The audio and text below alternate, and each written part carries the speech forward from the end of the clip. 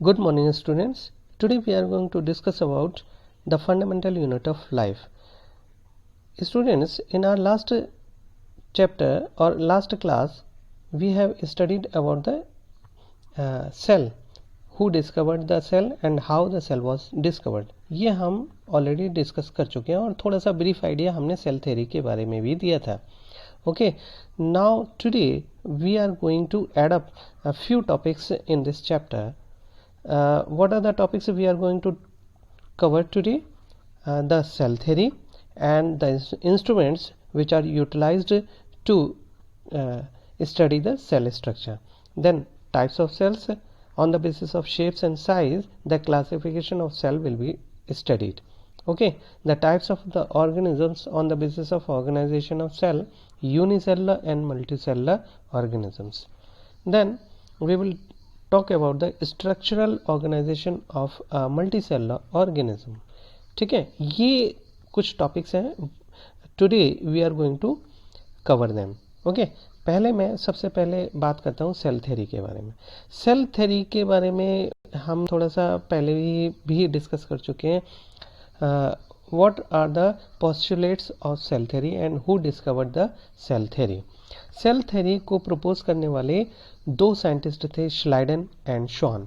श्लाइडन ने plant cell में cell theory को पोस्टुलेट किया था और शॉन ने एनिमल्स में सेल थ्योरी को प्रपोज किया था. ओके, तो सेल थ्योरी का सबसे पहला जो पॉइंट था वो क्या था? All the organisms are made up of cells. कहने का मतलब है सारे ही ऑर्गेनिजम्स का बिल्डिंग ब्लॉक है. ठीक है, वो क्या है? सेल है. All the organisms are made up of cells only. Okay, तो बेसिक यूनिट जो है किसी भी ऑर्गेनिज्म की बॉडी का वो क्या है? सेल है. ठीक है. दूसरा पोस्टुलेट था cell is the structural and functional unit of life. Cell क्या है? स्ट्रक्चरल और फंक्शनल यूनिट है. किसी भी ऑर्गेनिज्म के स्ट्रक्चर का जो उसकी बॉडी का जो यूनिट है वो सेल है. ओके, और दूसरा और क्या है? स्ट्रक्चरल यूनिट भी है. कहने का मतलब है सारे जो फंक्शन है और सारा जो स्ट्रक्चर है जो किसी भी ऑर्गेनिज्म की बॉडी का वो एक सिंगल सेल में समाहित है.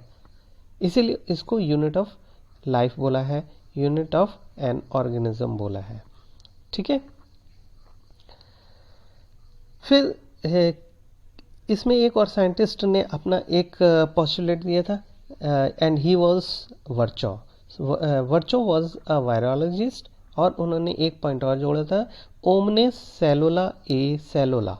ओमनेस सेलुला ए सेलुला इसका मतलब होता है ऑल द लिविंग सेल्स और existing cells are made up of existing pre-existing cells.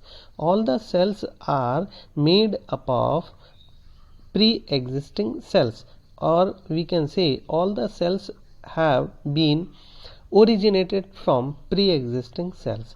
सारी ही सेल्स प्री एग्जिस्टिंग सेल्स से ही ओरिजिनेट होते हैं. ऐसा कुछ नहीं है कि कोई भी सेल कहीं से भी और नॉन लिविंग मैटर से डेवलप हो जाए, ऐसा नहीं होता. कोई लिविंग सेल पहले से एग्जिस्ट कर रही होगी, उसी से न्यू सेल्स का फॉर्मेशन होता है. ठीक है. तो ये जो पोस्टुलेट्स थे ये सेल थ्योरी के पोस्टुलेट्स थे. अब देखिए डायग्राम में ये जो बेसिक टाइप का माइक्रोस्कोप का डायग्राम दिखाई दे रहा है, ये क्रूड माइक्रोस्कोप था. यह बहुत ही बेसिक टाइप का माइक्रोस्कोप था जिसमें कि सेल को डिस्कवर किया था रॉबर्ट हुक ने. Okay, then later on living cell was discovered by Antonie van Leeuwenhoek, है ना. तो उन्होंने मोर एडवांस्ड टाइप का माइक्रोस्कोप यूज़ किया था सेल को डिस्कवर करने के लिए. उसके बाद में कंपाउंड माइक्रोस्कोप आज हम मॉडर्न डेज में यूज़ करते हैं सेल को स्टडी करने के लिए और डिफरेंट टाइप्स की सेल्स को स्टडी करने के लिए. और मोर एडवांस्ड टाइप का माइक्रोस्कोप इलेक्ट्रॉन माइक्रोस्कोप होता है जिसमें कि हम फाइन स्ट्रक्चर्स को स्टडी कर लेते हैं सेल्स के. Okay, So these are the instruments which are used to study the cells. Now we have to talk about the shapes and sizes of the cells. Cells किस forms में या कितने तरीके से प्रेजेंट होती है, कौन कौन से शेप्स और साइजेस में. ठीक है. You know all the organisms are made up of cells, है ना. सेल्स से मिलकर ही सारे ऑर्गेनिजम्स बने होते हैं और they may be different in shapes and sizes. Cells different shapes और साइजेस में हो सकती हैं. ठीक है. सेल्स अपना शेप और size as per the requirement, as per the need change करती रहती हैं. इनका साइज और शेप फिक्स्ड नहीं होता. ठीक है. बट कुछ ऐसे ऑर्गेनिजम्स होते हैं जिनकी सेल्स हमेशा फिक्स्ड होती है, उनका शेप हमेशा फिक्स्ड होता है, या कुछ ऐसे सेल्स होते हैं जिनका शेप हमेशा फिक्स्ड होता है. फॉर एग्जाम्पल जैसे कि spherical, oval, elliptical, spindle shaped and polygonal, ये कुछ शेप्स होते हैं जो सेल्स के जो कि फिक्स्ड होते हैं. ठीक है. Cells of certain organism such as amoeba, इनकी सेल्स का स्ट्रक्चर, इनकी सेल का शेप कभी भी फिक्स्ड नहीं होता. ठीक है. ये हमेशा कंटिन्यूसली अपने सेल का शेप चेंज करते रहते हैं. ये मूवमेंट करते हैं स्यूडोपोडिया के थ्रू. ठीक है. स्यूडोपोडिया की हेल्प से मूवमेंट करते हैं. इनकी जो सेल है वो डेफिनेट शेप की नहीं होती है. ओके.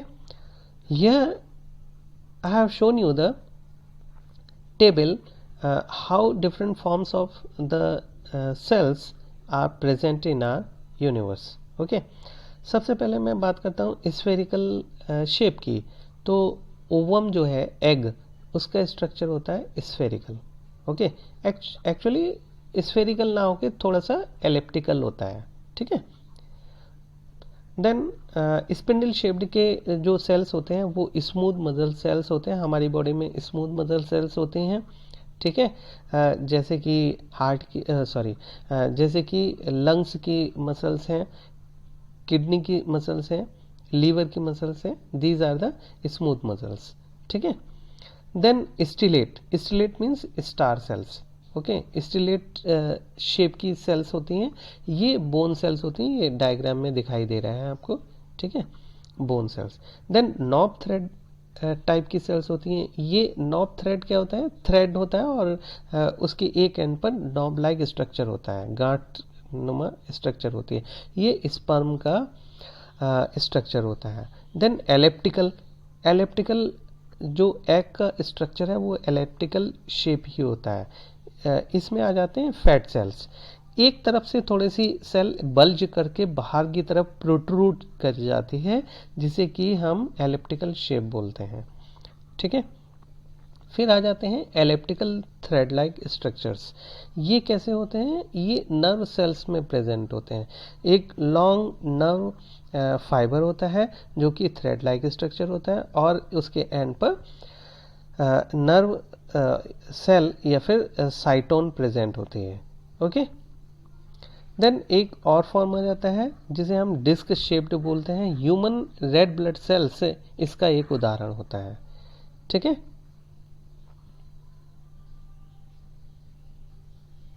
एक ह्यूमन बीइंग में जो कि नॉर्मली 60 kg का है, उसमें 6 × 10⁻16 सेल्स प्रेजेंट होते हैं. ठीक है. और एक ह्यूमन बीइंग्स में टोटल नंबर ऑफ कॉर्पसल्स कितने होते हैं? 3 × 10⁻16 कॉर्पसल्स होते हैं. कॉर्पसल्स क्या होते हैं? Corpuscles are the free rendering cells which are present in our body fluid. ठीक है. Now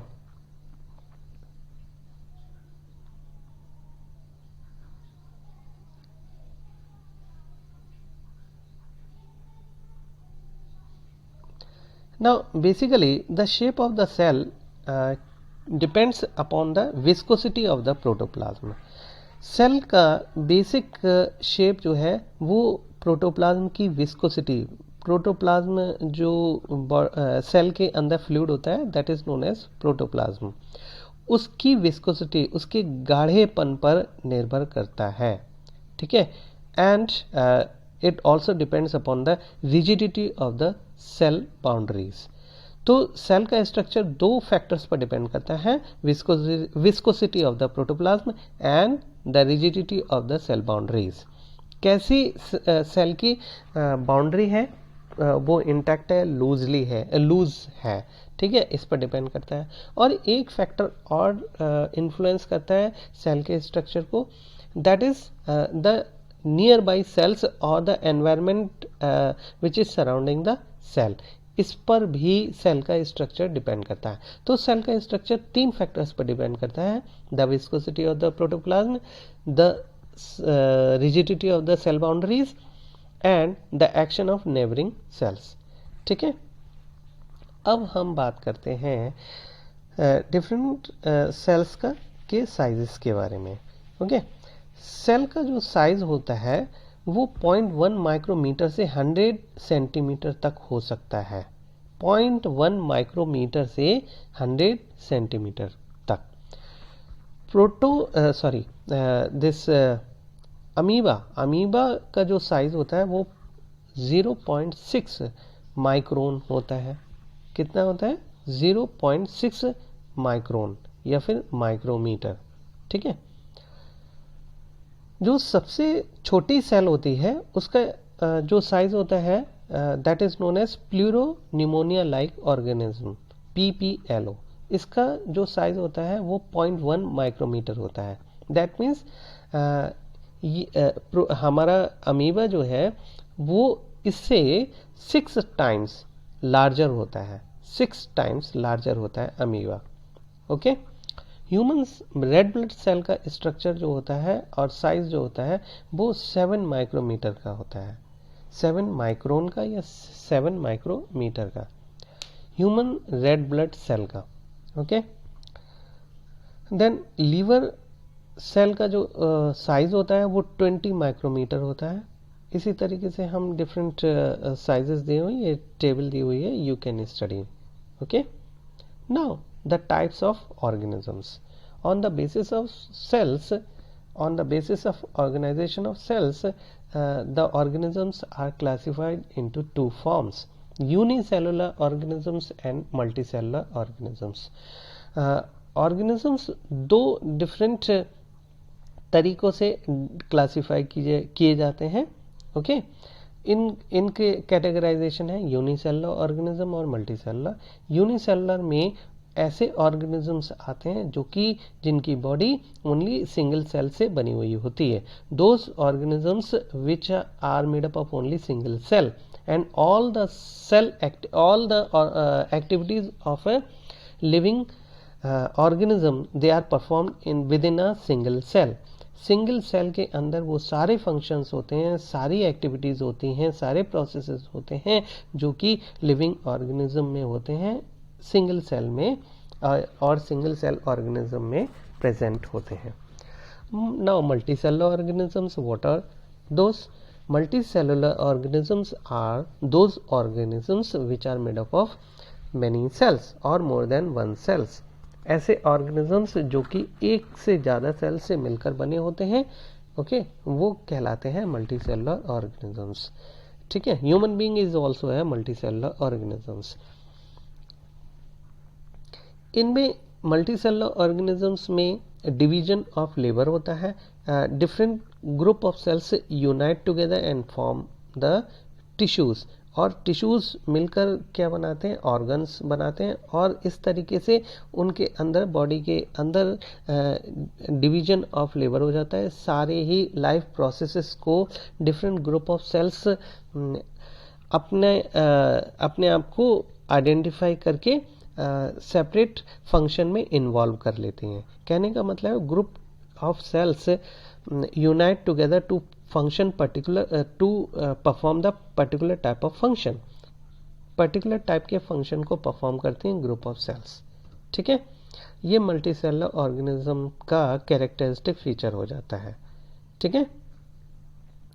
now the organisation of multi cellular organisms. अब हम मल्टी सेलुलर ऑर्गेनिजम्स में कैसी सेल्स का ऑर्गेनाइजेशन होता है इसको स्टडी करते हैं। ये आप फ्लो चार्ट दिया हुआ है, ये आप स्टडी कर लीजिएगा। ओके, देखिए सबसे पहले सेल का फॉर्मेशन होता है, and you know the cell is the structural and functional unit of life. ठीक है, किसी भी ऑर्गेनिज्म की स्ट्रक्चरल और फंक्शनल यूनिट क्या होता है? सेल होती है। ठीक है, अब मल्टी सेलुलर ऑर्गेनिज्म में जब बहुत सारी सेल्स हो जाती हैं तो उनमें सेल्स में ग्रुप्स बन जाते हैं, and these groups are performing particular type of function. Particular type का फंक्शन को परफॉर्म करती हैं जो कि similar in size, similar in shape होती हैं और ऑलमोस्ट सेम साइज की होती हैं। ठीक है, और उनका फंक्शन भी सिमिलर होता है। सिमिलर टाइप के group of cells they perform the similar function, and these group of cells they are known as tissues. ठीक है, तो मल्टी सेलुलर ऑर्गेनिज्म में डिफरेंट टाइप्स के ग्रुप ऑफ सेल्स प्रेजेंट होते हैं। Now when these different types of group of cells unite together and perform as a tissue, then they collectively group together again and they form the organ। और ये different types के tissues unite करके particular type का organ बना लेते हैं, और particular organ मिलके सेम टाइप का फंक्शन करने लग जाता है, और इसको हम ऑर्गन कहते हैं। फॉर एग्जाम्पल क्या होते हैं ऑर्गन्स के? Liver, kidney, lungs, heart etcetera. Okay, then organ system. जब ये सारे ऑर्गन मिलकर कलेक्टिवली आपस में कोऑर्डिनेट करते हैं, ओके, तो आपस में कोऑर्डिनेट करके और डिफरेंट फंक्शंस को परफॉर्म करते हैं, तो ये ऑर्गन सिस्टम बन जाता है। जैसे किसी भी ऑर्गेनाइजेशन में, किसी भी ऑफिस में हम जाकर देखते हैं, डिफरेंट हायरार्की होती है ऑफिस में, और सारी हायरार्की के जो ऑफिशियल्स होते हैं या पर्सनल्स होते हैं, they unite together and they coordinate together and they perform the same function. Organisation का जो टारगेट होता है उसको अचीव करने के लिए सारे ही अपने अपने तरीके का डिफरेंट टाइप का फंक्शन परफॉर्म करते हैं और आपस में कोऑर्डिनेट करते हैं। इसी तरीके से ऑर्गन सिस्टम में किसी भी ऑर्गेनिज्म की बॉडी के अंदर ऑर्गन सिस्टम परफॉर्म करते हैं, और इस तरीके से डिफरेंट ऑर्गन सिस्टम यूनाइट करके एक ऑर्गेनिज्म की बॉडी को बनाते हैं, और डिफरेंट टाइप के फंक्शंस बॉडी के अंदर परफॉर्म होते हैं। ओके, तो इस तरीके से organisation of an organism is being performed. Okay, thank you.